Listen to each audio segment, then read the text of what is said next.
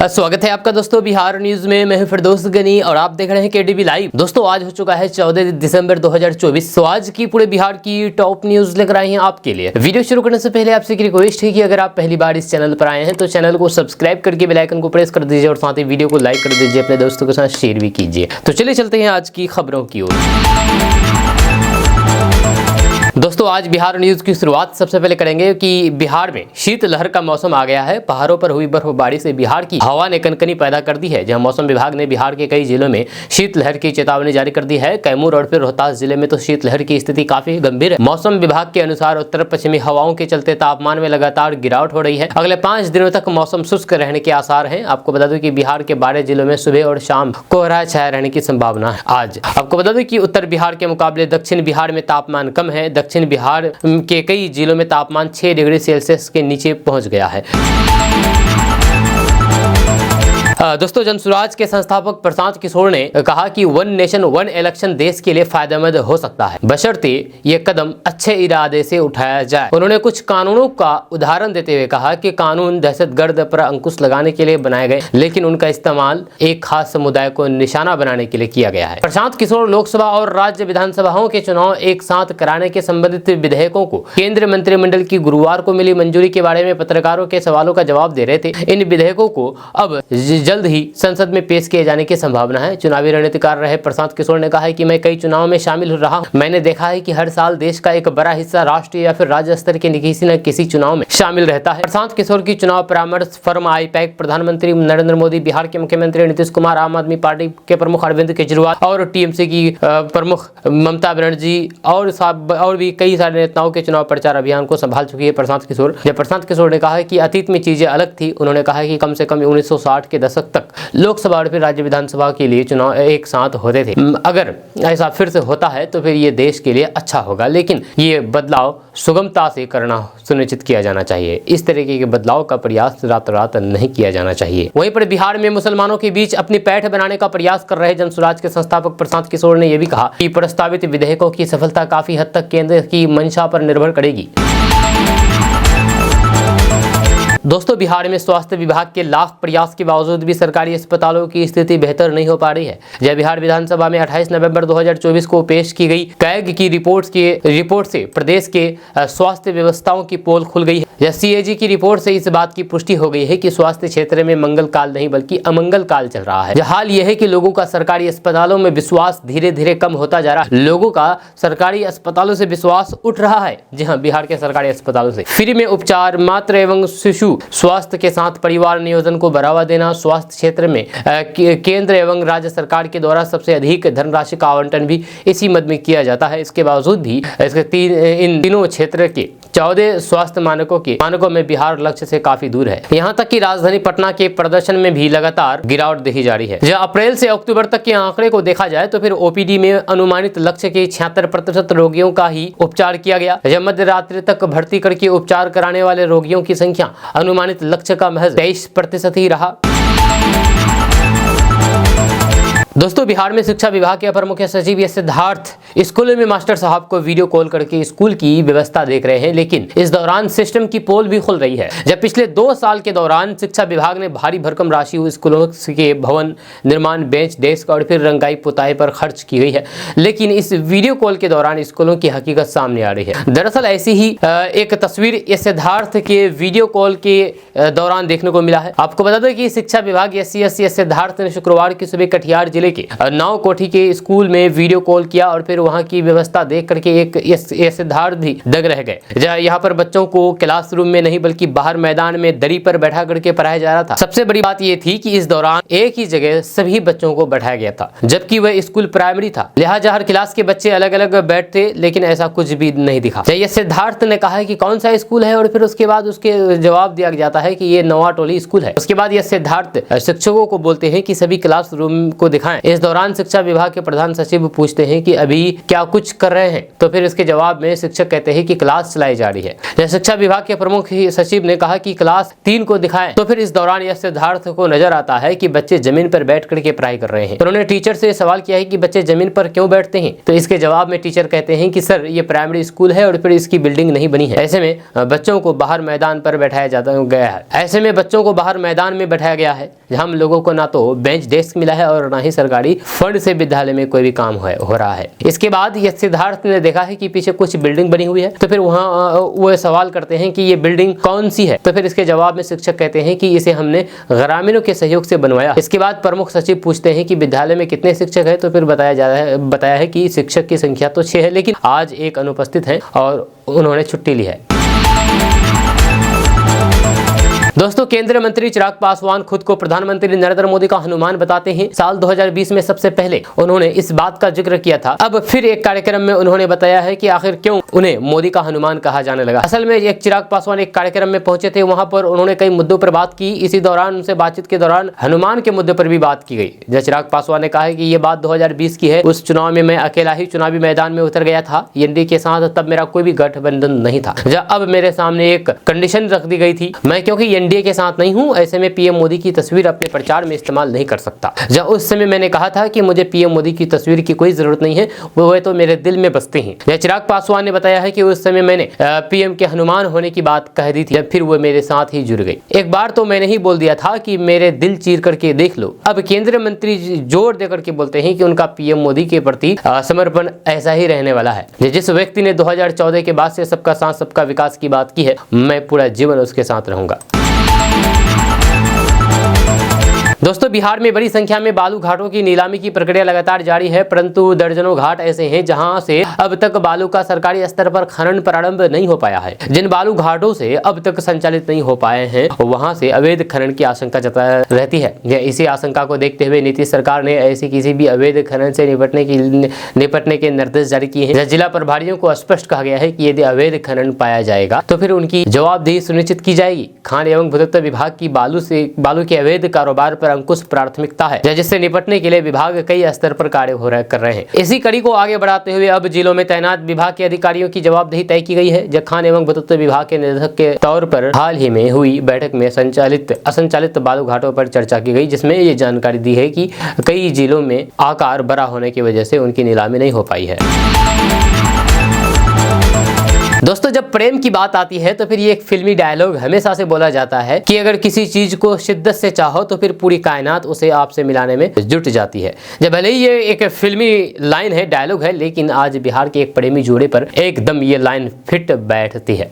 दरअसल जहानाबाद से एक मामला सामने आया है, जहाँ पर एक गौरक्षणी मंदिर में शादीशुदा प्रेमी जोड़े की शादी कराई गई। ये दोनों सालों से एक दूसरे से प्यार में थे। जब कहते हैं कि ईश्वर सबकी किस्मत लिखता है, ये साबित करने वाला एक मामला जहानाबाद से सामने आया है। आपको बता दूं कि कल गौरक्षणी मंदिर में 2 लोगों की शादी कराई गई। जानकारी के मुताबिक इन दोनों का एक समय पर प्रेम प्रसंग था, लेकिन कई कारणों के चलते दोनों अलग हो गए थे। जब दोनों की ही दूसरी जगह शादी हो गई थी, लेकिन शायद किस्मत को उनका यूं अलग होना मंजूर नहीं था। जब किशोर अवस्था में युवा लड़के लड़कियों का एक दूसरे के प्रेम में पड़ना आम बात है। कई बार ये प्रेम कहानियां अधूरी रह जाती है तो फिर कई पूरी हो जाती है। वहीं पर दक्षिणी दौलतपुर के रहने वाले एक युवक विजय साव और चंचला कुमारी की भी कुछ ऐसे ही कहानी है। दोनों एक समय पर एक दूसरे के प्रेम में थे, लेकिन पारिवारिक कारणों के चलते दोनों ने अलग होने का फैसला किया। दोनों ही अलग अलग शादी पर अपनी नई जिंदगी शुरू कर दी। जब दोनों ही अपने अपने जीवन साथी के साथ अपने जीवन सुकून से जी रहे थे, लेकिन तकदीर को कुछ और ही मंजूर था। कुछ वक्त के बाद विजय साव की पत्नी गुजर गई और चंचला कुमारी के पति की भी सड़क दुर्घटना में जान चली गई। एक बार फिर से दोनों अकेले हो गए। इसी बीच फिर से दोनों ने एक दूसरे से बातचीत की। इसके बाद ही दोनों की बात शादी तक पहुंच गई और दोनों ने गौरक्षी मंदिर में शादी कर ली। आपको बता दूं कि दोनों के ही 2 बच्चे भी हैं। दोस्तों, बिहार में पढ़ाने वाले टीचरों के लिए एक बड़ी खबर सामने आ रही है। ताजा रिपोर्ट्स के मुताबिक बिहार में 10 से 18 साल तक शिक्षा देने के बाद 1,87,000 राज्यकर्मी बन गए हैं। लेकिन इनमें से 12,000 ऐसे शिक्षक हैं जो कि 2 साल के अंदर रिटायर हो जाएंगे, और लगभग 100 शिक्षक ऐसे हैं जिनकी सेवा अगले साल जुलाई में समाप्त होने वाली है। इन शिक्षकों को राज्यकर्मी का दर्जा मिलने के बावजूद भी इनका वेतन और फिर अन्य लाभ पूरी तरीके से नहीं मिल पाएगा, क्योंकि वे प्रमोशन के लिए आवश्यक 8 साल का अनुभव पूरा नहीं कर पाएंगे। इसके अलावा सक्षमता परीक्षा पास करके राज्यकर्मी के रूप में नियुक्त हुए शिक्षकों के अनुभव की गिनती अब शून्य मानी जाएगी, जिससे उन्हें प्रमोशन और फिर अन्य सुविधाओं का लाभ नहीं मिल पाएगा। दोस्तों बीएसईबी द्वारा बिहार बोर्ड कक्षा 10वीं और फिर 12वीं के लिए वार्षिक परीक्षा की डेट शीट जारी कर दी गई है, जिसके बाद छात्र इन बोर्ड परीक्षाओं की तैयारी में जुट गए हैं। बीएसईबी के अध्यक्ष आनंद किशोर द्वारा बीपीएससी डेट शीट 2025 जारी किए जाने के बाद समिति द्वारा एक प्रेस कॉन्फ्रेंस की गई थी, जिसमें इंटरमीडिएट और फिर मैट्रिक परीक्षा में टॉप करने वाले छात्रों के लिए इस साल पुरस्कार की राशि को लेकर के एक बड़ी घोषणा कर दी गई। जब बिहार स्कूल परीक्षा बोर्ड ने हाल ही में एक प्रेस कॉन्फ्रेंस में घोषणा की है कि इंटरमीडिएट और मैट्रिक परीक्षा में सीट्स यानी कि टॉप करने वाले के लिए पुरस्कार राशि दोगुनी कर दी जाएगी। 2025 की वार्षिक परीक्षा के लिए पुरस्कार राशि पहली रैंक का पुरस्कार बीएसईबी मैट्रिक और फिर इंटरमीडिएट दोनों परीक्षाओं में प्रथम स्थान प्राप्त करने वाले छात्रों को 1 लाख रुपए की जगह 2 लाख रुपए मिलेंगे। दूसरी रैंक का पुरस्कार यानी कि दूसरे स्थान पर आने वाले छात्र को 75,000 रुपए की जगह 1,50,000 रुपए यानी कि 1.5 लाख रुपए दिए जाएंगे। वहीं पर तीसरी रैंक का पुरस्कार यानी कि तीसरे स्थान पर आने वालों को 50,000 रुपए की जगह 1 लाख रुपए मिलेंगे। जी आपको बता दूं कि बीएसईबी मैट्रिक वार्षिक परीक्षा में चौथे से 10वें स्थान पर आने वाले छात्रों को अब 10,000 रुपए की जगह 20,000 रुपए मिलेंगे। इंटरमीडिएट वार्षिक परीक्षा में चौथे और फिर 5वें स्थान प्राप्त करने वालों को 15,000 रुपए की जगह 30,000 रुपए दिए जाएंगे। दोस्तों बिहार के पूर्णिया से भू लगान को लेकर के एक बड़ी खबर सामने आ रही है। ताजा रिपोर्ट्स के मुताबिक बिहार सरकार के भूमि सुधार एवं राजस्व मंत्री डॉक्टर दिलीप कुमार जायसवाल ने इस पहल की जानकारी दी है और बताया है कि 1989 से बंद पड़ी वसूली प्रक्रिया अब फिर से शुरू होने जा रही है। इसके लिए अधिकारियों को 20 दिसंबर तक का समय दिया गया है ताकि वार्ड के सभी रैयतों को रोल तय किया जा सके और फिर रसीदें जारी किया जा सके। उन्होंने बताया है कि यह प्रक्रिया म्युनिसिपल सर्वे के आधार पर वार्ड वार लगान तालिका तैयार करके निर्धारित की जाएगी। आपको बता दूं कि इस कदम से न केवल सरकारी राजस्व में वृद्धि होगी बल्कि आम जनता को भी कई सरकारी सुविधाओं का लाभ मिलने में आसानी होगी, क्योंकि अब तक लगान रसीद न होने के कारण कई सरकारी योजनाओं में अड़चने आ रही थी। यह कदम विशेष रूप से उन नागरिकों के लिए राहतकारी है जिन्होंने पहले इस कारण से बैंक से कर्ज लेने में कठिनाइयों का सामना करना किया था। 35 वर्ष बाद इस प्रक्रिया के शुरू होने से उम्मीद की जा रही है कि ये समस्या समाप्त हो जाएगी और स्थानीय लोगों को बिना किसी बाधा के सरकारी सेवाओं का लाभ मिल सकेंगे। दोस्तों बिहार सरकार ने बिहार के सरकारी कर्मचारियों के लिए नए और कड़े नियम लागू कर दिए हैं। जहां ये नियम मुख्य रूप से उन कर्मचारियों के लिए है जो नियमित रूप से समय पर अपने कार्यालयों में उपस्थित नहीं होते हैं या फिर लापरवाही दिखाते हैं। जब सरकार के आदेश के तहत अगर कर्मचारी समय पर ऑफिस नहीं आते हैं तो उनकी छुट्टियों में कटौती की जाएगी और उनका वेतन भी काटा जाएगा। ये निर्णय राज्य के यानी कि बिहार के प्रशासनिक तंत्र में अनुशासन बनाए रखने और फिर सरकारी कार्यों की समयबद्धता को सुनिश्चित करने के लिए किया गया है। जब मुख्य सचिव अमृतलाल मीणा ने इस संदर्भ में सभी विभागीय अधीक्षकों और फिर पुलिस महानिरीक्षकों को एक पत्र भेज करके कर्मचारियों के समय पर ड्यूटी पर आने को सुनिश्चित करने के निर्देश दिए हैं। पत्र में स्पष्ट रूप से कहा गया है कि अगर कर्मचारी अपनी ड्यूटी में लापरवाही करते हैं या फिर समय पर कार्यालय नहीं आते हैं तो उन्हें दंडित किया जाएगा। जब सरकार के नए आदेश के बाद राज्य के यानी कि बिहार के सरकारी कर्मचारियों में खलबली मच गई है। कर्मचारियों का मानना है कि ये आदेश उन्हें अनुशासन की कड़ी चादर में बांधने के लिए है, लेकिन कुछ का कहना है कि ये कदम उनके व्यक्तिगत कार्यों पर प्रतिकूल असर डाल सकता है। दोस्तों बिहार का पहला स्मार्ट गांव बनकर के तैयार हो गया है। स्मार्ट शहरों की तरह बिहार के इस पहले स्मार्ट विलेज यानी कि स्मार्ट गांव का निर्माण बांका जिले के रजौन प्रखंड क्षेत्र के नवादा खरौनी पंचायत के बाबरचक गांव में किया जा रहा है। स्मार्ट विलेज योजना के प्रथम चरण का कार्य यहां पर पूर्ण हो चुका है। नए साल की शुरुआत में इसे ग्रामीणों को समर्पित किए जाने की यह तैयारी है। जब प्रयास है कि जनवरी माह में ही स्मार्ट विलेज का उपहार ग्रामीणों को मिल जाए। जब बिहार के पहले स्मार्ट विलेज में शहरों की तरह सभी बुनियादी और फिर आधुनिक सुविधाएं होगी। जब बांका के डीडीसी अंजनी कुमारी ने कहा कि बाबरचक में बन रहे बिहार के पहले स्मार्ट विलेज का काम पूरा किया जा चुका है, जल्द ही इसका आवंटन किया जाएगा। आपको बता दूं कि बिहार का पहला स्मार्ट विलेज बाबरचक गांव में 11 एकड़ सरकारी जमीन पर साकार हो रहे हैं। स्मार्ट विलेज के लिए जिला प्रशासन ने साल 2023 में बिहार सरकार को प्रस्ताव भेजा था। इसकी स्वीकृति मिलते ही इस वीरान सरकारी जमीन पर पहले लोगों को बसाने के लिए योजना शुरू की गई। जब पहले फेज में 65 परिवारों के लिए आवास का काम लगभग पूरा हो चुका है। स्मार्ट विलेज योजना को मूर्त रूप देने में बांका के जिलाधिकारी अंशुल कुमार पूरी टीम के साथ लगे हुए हैं। जब पहले फेज में कुल 65 भूमिहीन और फिर वासहीन परिवारों को स्मार्ट विलेज में आवास आवंटित किए जाएंगे, जबकि दूसरे फेज में भी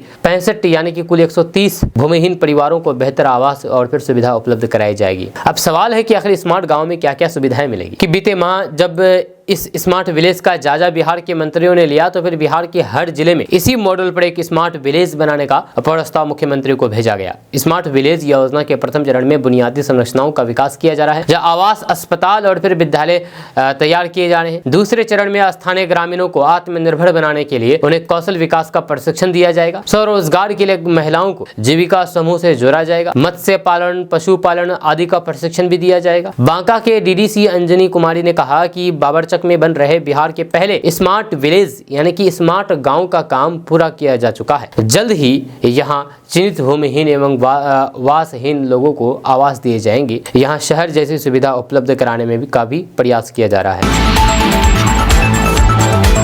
दोस्तों, बिहार में हाल ही में विशेष भूमि सर्वेक्षण के तहत बहन बेटियों का नाम वंशावली में दर्ज किया जाएगा, लेकिन इसका मतलब ये नहीं होगा कि उन्हें पिता की खरीदी हुई संपत्ति में हिस्सा मिलेगी। दरअसल यदि पिता ने अपनी संपत्ति पर किसी प्रकार की वसीयत बनाई हो जिसमें बेटी का नाम हो, तभी उस संपत्ति में हिस्सा मिल सकेगा पिता के संपत्ति पर। या बिहार में इस नए नियम के अनुसार अगर पिता ने अपनी 100 अर्जित संपत्ति पर अपनी वसीयत में बेटी का नाम शामिल किया है, यानी कि पिता जो अपने खुद के पैसे से जमीन खरीदे हैं और उस जमीन में बेटी का नाम शामिल किया है वसीयत के रूप में, तो फिर उसे भी उस संपत्ति में हिस्सा मिल सकेगा। यानी कि अगर पिता ने अपनी जमीन पर बेटी को हिस्सेदार बनाने का कोई भी लिखित आदेश या फिर वसीयत नहीं बनाई है, तो फिर बेटी को उस संपत्ति का हिस्सा नहीं मिलेगा। जब बिहार के इस नए नियम के अनुसार दादा और परदादा की जमीन में बेटियों और फिर बहनें बराबर की हकदार होगी, यानी कि दादा परदादा की संपत्तियों में बेटियों को समान अधिकार मिलेगा, जो पारंपरिक भारतीय विरासत और फिर उत्तराधिकार के अनुसार होगा। इससे बेटियों को अपने परिवार की पीढ़ीगत संपत्तियों में हिस्सा मिलने की संभावना बनी रहेगी। दोस्तों, आंगनबाड़ी सेविका सहायिका की बहाली से जुड़ी हुई बड़ी खबर पटना से आ रही है। आंगनबाड़ी सेविका सहायिका के चयन प्रक्रिया को फिलहाल स्थगित कर दिया गया है। जहां समेकित बाल विकास सेवाएं यानी कि ICDC निदेशालय के निदेशक ने चयन पर तत्काल रोक लगा दी है। आपको बता दो कि बिहार में बड़े पैमाने पर आंगनबाड़ी सेविका और फिर सहायिका की बहाली के लिए सितंबर माह में वैकेंसी निकाली गई थी, जिसे अगले आदेश तक स्थगित कर दिया गया है। आंगनबाड़ी सेविका और फिर सहायिका चयन कार्य करने का आदेश सभी जिला प्रोग्राम पदाधिकारी को दिया गया था। जब अपरिहार्य कारणवश तत्काल समेकित बाल विकास सेवाएं अंतर्गत आंगनबाड़ी सेविका और फिर सहायिका चयन मार्गदर्शिका 2022 के अंतर्गत सेविका और सहायिका का चयन कार्य अगले आदेश तक स्थगित कर दिया गया है। दोस्तों, बिहार में शिक्षा विभाग ने नया फरमान जारी कर दिया है। नए निर्देश के मुताबिक बिहार के सभी स्कूलों में कक्षा 1 से 8वीं तक के बच्चे प्रतिदिन 1 घंटे बोल करके पाठ पढ़ने का अभ्यास करेंगे। या इसी तरह से हर दिन बेसिक गणित एवं गणित के प्रश्नों को त्वरित गति हल करना अनिवार्य रूप से सिखाया जाएगा। इसको लेकर के शिक्षा विभाग ने बिहार के सभी जिला शिक्षा पदाधिकारियों को निर्देश जारी कर दिया है। आपको बता दूं कि विभाग ने जारी आदेश में कहा गया है कि सभी स्कूलों में बच्चे बेसिक गणित और फिर गणित के प्रश्नों का हल करना प्रतिदिन 1 घंटे में सीखेंगे। जब वहीं पर प्रतिदिन दूसरी घंटी में 1 घंटे हर बच्चे को पाठ्य पुस्तक बोल करके पढ़ना सिखाया जाएगा। जब प्राथमिक शिक्षा निदेशक पंकज कुमार ने जिला शिक्षा पदाधिकारियों को लिखे पत्र में कहा गया है कि वर्ग शिक्षक इसके लिए जिम्मेदार होंगे, जो कक्षा के प्रत्येक बच्चे से पाठ पढ़ाएंगे और फिर गणित का प्रश्न हल कराएंगे। दोस्तों, वन नेशन वन इलेक्शन पर बिहार सरकार में मंत्री विजय कुमार चौधरी की प्रतिक्रिया सामने आई है। उन्होंने कहा है कि अभी प्रक्रिया चल रही है, अगर लागू हो जाए तो फिर बढ़िया होगा। वहीं पर वन नेशन वन इलेक्शन पर विपक्ष की आलोचना पर मंत्री ने कहा है कि उनको तो सब में कुछ ना कुछ तो नजर आता ही है गड़बड़। जब वन नेशन वन इलेक्शन अगर हो गया तो फिर इसमें बुरा क्या है, इसमें क्या तानाशाही है। उन्होंने कहा है कि आजादी के बाद से 1965 तक तो वन नेशन वन इलेक्शन चला है। 1967 से कौन लोग संविधान को रौंद रहे थे, कौन लोग राष्ट्रपति शासन लगा रहे थे, कैसे अलग अलग इंस्टीट्यूशन को खत्म करने की कोशिश की गई, ये सब बातें डिबेट में होनी चाहिए। वन नेशन वन इलेक्शन पर विपक्ष का विरोध को लेकर के संसद ने कहा कि पहले भी तो एक बार चुनाव होता था, जब आजादी मिली थी तब भी तो वन नेशन वन इलेक्शन होता था। गड़बड़ी तब हुई जब कांग्रेस ने प्रदेशों में राष्ट्रपति शासन लगाना शुरू कर दिया। जब हर देश में हर 6 माह के लिए कोई ना कोई इलेक्शन होता है तो फिर विकास के काम रुक जाते हैं। जब सब लोग चुनावी मोड में ही रहते हैं, वन नेशन वन इलेक्शन लागू होने से विकास कार्य नहीं रुकेंगे और फिर हमारी पार्टी पूरी तरीके से इसका समर्थन करती है। दोस्तों, बिहार सरकार ने 50 साल से एक ही जमीन पर रहने वाले किसानों के लिए एक महत्वपूर्ण घोषणा की है।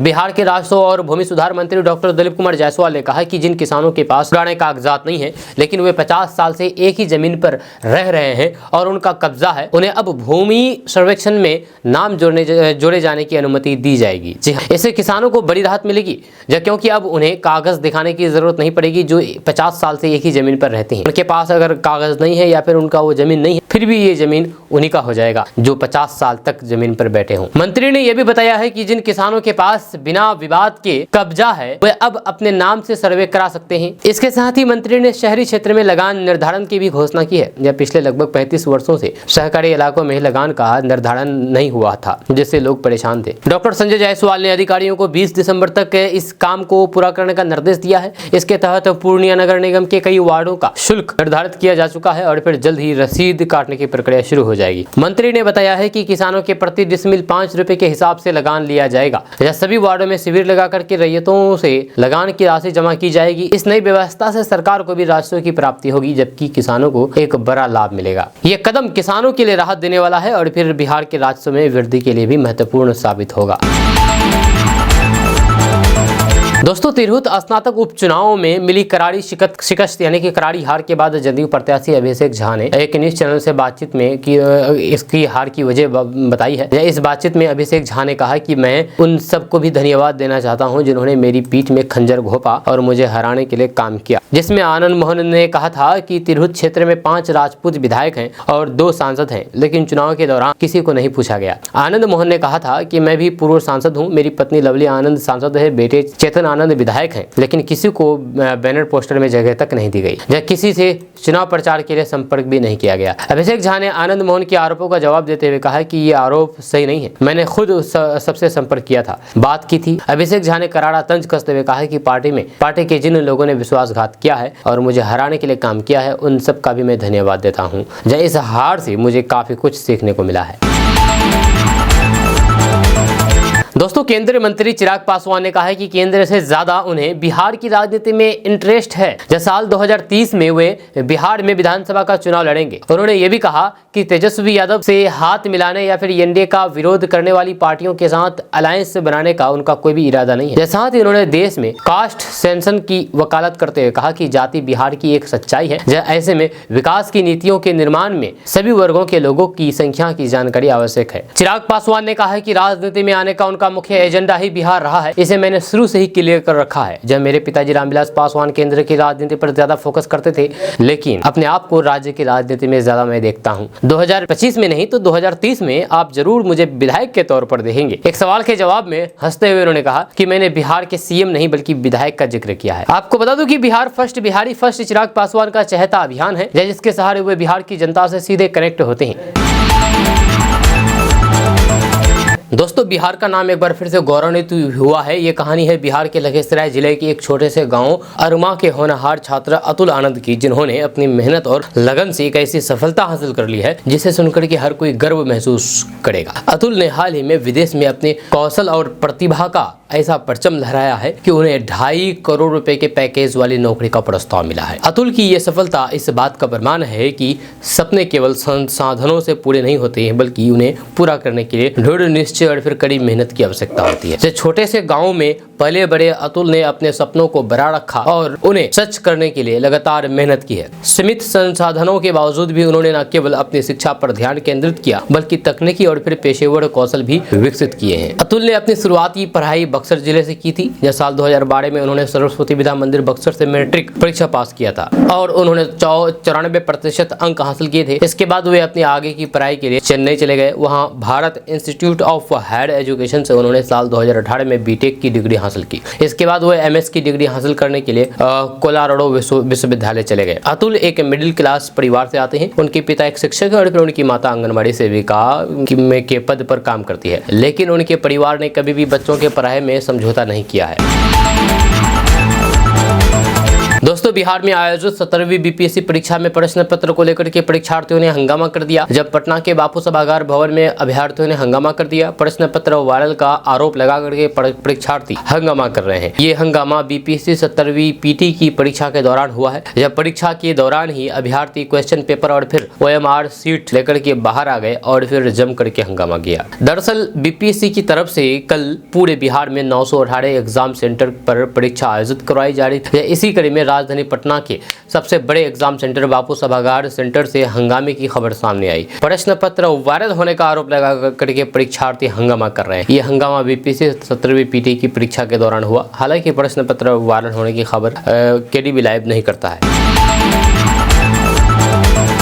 दोस्तों केंद्रीय पंचायती राज मंत्री और जेडीयू नेता ललन सिंह ने कांग्रेस पर जमकर के निशाना साधा है। उन्होंने निशाना साधते हुए लोकसभा में कहा कि जिन लोगों ने सबसे ज्यादा संविधान को तार-तार किया वे लोग संविधान की रक्षा करने की बात कर रहे हैं। कांग्रेस का नाम लिए बिना ललन सिंह ने कहा कि देश पर सबसे लंबे समय तक राज करने वाले लोगों ने सैकड़ों बार संविधान की धज्जियां उड़ाई है। उन्होंने संविधान में प्रावधान किए गए अनुच्छेद 356 का जिक्र करते हुए कहा कि पिछली सरकारों ने इस अनुच्छेद का इस्तेमाल रात के अंधेरे में चिनी हुई लोकतांत्रिक सरकार को गिराने के लिए किया है। ललन सिंह ने आंकड़ा देते हुए कहा कि पंडित नेहरू के कार्यकाल में 7 बार, इंदिरा गांधी के कार्यकाल में 51 बार, राजीव गांधी की सरकार में 6 बार, पीवी नरसिम्हा राव के कार्यकाल में 11 बार और मनमोहन सिंह के कार्यकाल में 12 बार अनुच्छेद 356 का इस्तेमाल करके चुनी हुई सरकारों को गिरा करके राष्ट्रपति शासन लगाया गया है। ललन सिंह ने फरवरी 2005 में नीतीश सरकारों को गिरा करके राष्ट्रपति शासन लगाए जाने का भी जिक्र करके और कहा कि ये वाकया तो अभूतपूर्व है।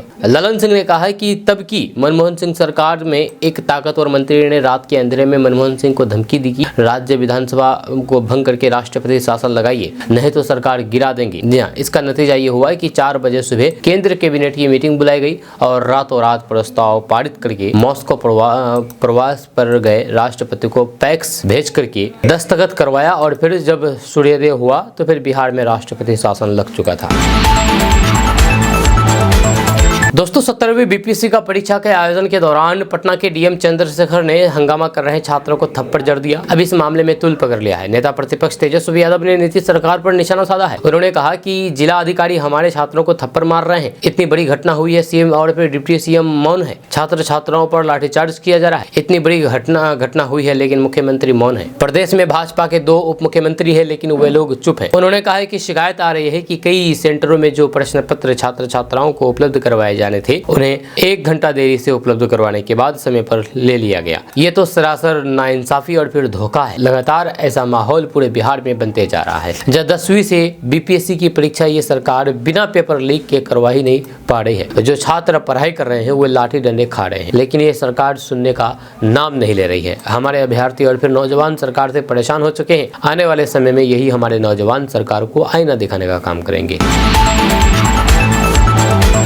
दोस्तों बिहार की पुलिस महकमे में बड़ा फेरबदल हुआ है, जहां सरकार ने डीजीपी पद से आलोक राज की छुट्टी करा दी है। बिहार सरकार के गृह विभाग ने शुक्रवार की देर शाम इसकी अधिसूचना जारी कर दी। अब विनय कुमार नए डीजीपी बनाए गए हैं। आपको बता दें कि बिहार सरकार की ओर से जारी अधिसूचना में 1991 बैच के IPS अधिकारी विनय कुमार को बिहार का नया डीजीपी बनाया गया है। विनय कुमार अब तक पुलिस भवन निर्माण निगम के डीजी के पद पर तैनात थे। यह सरकार की अधिसूचना में कहा गया है कि विनय कुमार अगले 2 साल तक बिहार के डीजीपी पद पर बने रहेंगे। आपको बता दूं कि बिहार सरकार ने मौजूदा डीजीपी आलोक राज को पुलिस भवन निर्माण निगम में भेजा है। वह निगम के डीजी के साथ साथ CMD बनाए गए हैं। आपको बता दूं कि आलोक राज को इसी साल 30 अगस्त को बिहार का डीजीपी बनाया गया था। जब तत्कालीन डीजीपी राजविंदर सिंह भट्टी के केंद्रीय प्रतिनियुक्ति पर जाने के कारण यह पद खाली हुआ था। उस समय भी विनय कुमार का नाम डीजीपी पद के लिए सबसे आगे माना जा रहा था, लेकिन सरकार ने आलोक राज को कमान सौंपी थी। अब 3.5 महीने में ही उनकी छुट्टी करा दी गई है। दोस्तों केंद्र सरकार ने बिहार को दिसंबर में 73,000 मीट्रिक टन डीएपी की आपूर्ति करा दी गई है। इसके बाद बिहार में डीएपी की उपलब्धता बढ़ करके 90% से अधिक हो गई है। कृषि विभाग के अनुसार ताजा आपूर्ति के बाद गेहूं की बुआई के लिए डीएपी की मांग के अनुरूप उपलब्धता हो गई है। जहां हाल ही में केंद्र से 10,000 मीट्रिक टन की खेप भेजी गई है। जब डीएपी की किल्लत झेल रहे किसानों को इस खेप से राहत मिलेगी। रबी फसल की बुआई में अब दिक्कत नहीं आएगी। जब कृषि विभाग के अधिकारी के अनुसार बिहार में डीएपी की जरूरत 2,45,000 मीट्रिक टन है, जबकि केंद्र सरकार से हाल ही में मिले डीएपी के बाद बिहार में इसकी उपलब्धता 2.24 लाख मीट्रिक टन हो गई है। अब केवल 21,000 मीट्रिक टन और फिर आवश्यकता रह गई है। दोस्तों, बिहार के सहरसा जिले में कार्तिक पूर्णिमा के मौके पर सोशल मीडिया पर एक वीडियो तेजी के साथ वायरल हो रहा है, जिसमें पुलिस की वर्दी में एक चौकीदार एक महिला डांसर के साथ स्टेज पर डांस करता हुआ नजर आ रहा है। ये वीडियो महसी थाना क्षेत्र के बलुआहा गांव का है, जहां पर एक सांस्कृतिक कार्यक्रम का आयोजन किया गया था। वीडियो में साफ देखा जा सकता है कि महिला डांसर स्टेज पर डांस कर रही है और महसी थाने के चौकीदार विजय पासवान पुलिस की वर्दी में दोनों डांसरों के बीच बैठ करके डांस कर रहे हैं। हालांकि हम आपको वीडियो नहीं दिखा सकते क्योंकि वीडियो काफी अश्लील है। जी, आप फोटो से ही काम चला लीजिए। आपको बता दें कि सदर एसडीपीओ आलोक कुमार के मुताबिक प्रशासन की ओर से बलुआ गांव में मेला और फिर सांस्कृतिक कार्यक्रम आयोजित करने की अनुमति दी गई थी और चौकीदार विजय पासवान को कार्यक्रम की निगरानी का जिम्मा सौंपा था, लेकिन वे कार्यक्रम में अश्लील डांस और फुहरता डांस करने के लिए लग गए। दोस्तों, बिहार के ग्रामीण कार्य मंत्री अशोक चौधरी ने शुक्रवार को कहा है कि राजद सुप्रीमो लालू प्रसाद यादव कभी भी कांग्रेस के प्रति ईमानदार नहीं रहे। राष्ट्रीय स्तर पर जब भी कांग्रेस कमजोर हुई है, लालू प्रसाद ने बिहार में उसे और अधिक दबाने का काम किया है। जदयू प्रदेश कार्यालय में आयोजित जन सुनवाई कार्यक्रम के बाद पत्रकारों से बातचीत के क्रम में उन्होंने ये बात कही है। अशोक चौधरी ने कहा कि राजद का MY समीकरण अब पूरी तरीके से दरक चुका है। अगले वर्ष यानी कि अगले साल होने वाले विधानसभा चुनाव में एनडीए गठबंधन 225 सीटों पर जीत दर्ज करेगा। जब वन नेशन वन इलेक्शन के संबंध में पूछे जाने पर उन्होंने कहा कि ये देश हित में है। उनकी पार्टी हमेशा उनके पक्ष में रही है। जब बार बार चुनाव होने से सरकारी संसाधनों का दुरुपयोग होता है, जब विकास कार्यों में बाधा भी उन्नत होती है, या इसी तरह बिजली के मामले में वन नेशन वन टैरिफ भी उनके दल की पुरानी मांग रही है। उम्मीद है कि निकट भविष्य में इस विषय का भी समाधान निकलेगा। दोस्तों, मुख्यमंत्री निजी नलकूप योजना के लिए आवेदन देने वाले किसानों के लिए अच्छी खबर सामने आ रही है। आपको बता दूं कि बिहार सरकार ने उन किसानों को एक और मौका दिया है जिन किसानों का आवेदन फॉर्म रिजेक्ट हो गया। आपको बता दूं कि लघु जल संसाधन विभाग की ओर से बुधवार को जारी चिट्ठी में कहा गया है कि मुख्यमंत्री निजी नलकूप योजना के अंतर्गत जिन किसानों के आवेदनों को निरस्त कर दिया गया है, यदि वे निर्णय से असंतुष्ट है तो फिर वे अपनी लिखित आपत्ति 31 दिसंबर तक संबंधित प्रमंडल के कार्यपालक अभियंता के पास दर्ज करा सकते हैं। आपको बता दूं कि ये योजना विशेष रूप से उन किसानों के लिए है जो सिंचाई के अभाव में बेहतर खेती नहीं कर पाते हैं। दोस्तों, Patna Purnia greenfield express way Bihar के 7 जिलों से होकर के गुजरेगा। 6 लेन के इस एक्सेस कंट्रोल एक्सप्रेस वे का अलाइनमेंट तय करके NHAI ने इसे अलाइनमेंट कमेटी के पास भेजा है। जल्द ही इस पर सहमति बनने की उम्मीद है। जब पटना पूर्णिया एक्सप्रेस वे पटना के आउटर रिंग रोड के रूप में काम करेगा। ये पटना के शेरपुर से दिगवारा के बीच गंगा नदी पर बन रहे 6 लेन पुल से शुरू होगा। आपको बता दूं कि शेरपुर में बन रहे गोलंबर से आगे बढ़ते हुए ये सारण, वैशाली, समस्तीपुर, दरभंगा, मधेपुरा, सहरसा होते हुए पूर्णिया जाएगी। यानी कि इस सड़क से पटना को 7 जिलों की नई कनेक्टिविटी भी उपलब्ध होगी। आपको बता दें कि पटना पूर्णिया एक्सप्रेस वे को एक जगह आमस दरभंगा एक्सप्रेस वे से भी संपर्कता मिलेगी। जो आमस दरभंगा एक्सप्रेस वे गया होते हुए कच्ची दरगाह बिदुपुर पुल के रास्ते दरभंगा पहुंच रही है। पटना पूर्णिया एक्सप्रेस वे वैशाली में आमस दरभंगा सड़क से मिल जाएगी। दोस्तों, बिहार में अगले साल होने वाले विधानसभा चुनाव को लेकर के सभी पार्टियां रणनीति बनाने में जुट गई है। आरोप प्रत्यारोप का दौर भी शुरू हो चुका है। इस बीच आरजेडी नेता और फिर बिहार के पूर्व उप मुख्यमंत्री तेजस्वी यादव ने मुख्यमंत्री नीतीश कुमार को घेरा है। तेजस्वी यादव ने कहा है कि जब हम छोटे थे तब से चाचा कह रहे हैं, तब हमें तो दरवाजा का पता नहीं था। यह शुरू से बचपन से देखते हैं रिश्ता रहा है। वो हमारे पिता के साथ छात्र आंदोलन में शामिल थे। जब मेरे पिता पटना यूनिवर्सिटी के प्रेसिडेंट थे, सब लोग साथ रहे हैं। जब घर आना जाना रहा है, जब बच्चों से मुलाकात होती रहती है, तो फिर तो जो रिश्ता है वो तो है। लेकिन राजनीतिक रूप से देखिएगा तो ऐसा चाचा नहीं चाहिए। जब उनसे कहा गया है कि नीतीश कुमार विधानसभा चुनाव के बाद ही पलटते हैं, ये ट्रैक रिकॉर्ड रहा है। इस पर तेजस्वी यादव ने कहा कि वो मेरे बारे में कहते थे कि अब इसी के इसी को आगे देखना है। अब आगे यही संभालेगा। हम चिराग पासवान जी को बोले कि आप मत फंसना, वो इनसे भी मिलने जाते होंगे तो फिर यही कहते होंगे कि आगे आप ही को ही देखना है। उन्होंने कहा कि एक बार तो हम सुनते थे,